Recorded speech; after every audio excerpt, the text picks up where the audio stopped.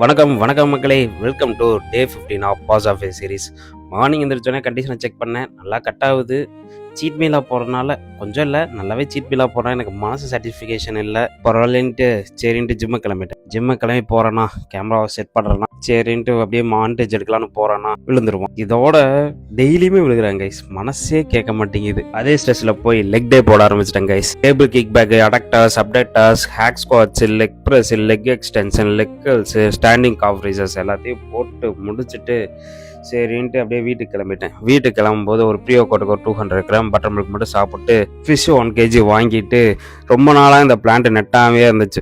Saturday வாங்கிட்டு வந்து ஒரு 4 நாளாக அப்படியே இருந்துச்சா, சரின்ட்டு இதை ஃபஸ்ட்டு பிளான் பண்ணிடுவோன்ட்டு பிளானை போட்டு ஃபுல்லாக பிளான் பண்ணிட்டேன் கைஸ்.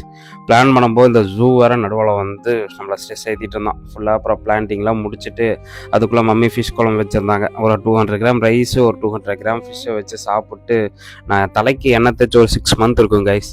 அவ்வளோதான், அப்படியே மம்மி அப்படியே எண்ணெய் தேய்ச்சி விட்டாங்க. சரின்ட்டு ஒரு அப்படியே மசாஜை போட்டு செம்ம ரிலாக்ஸாக இருந்துச்சு.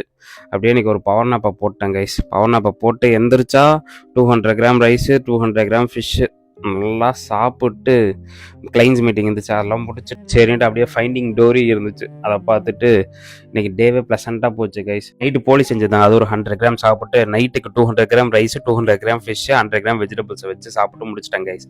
பை கைஸ், நாளைக்கு பார்ப்போம்.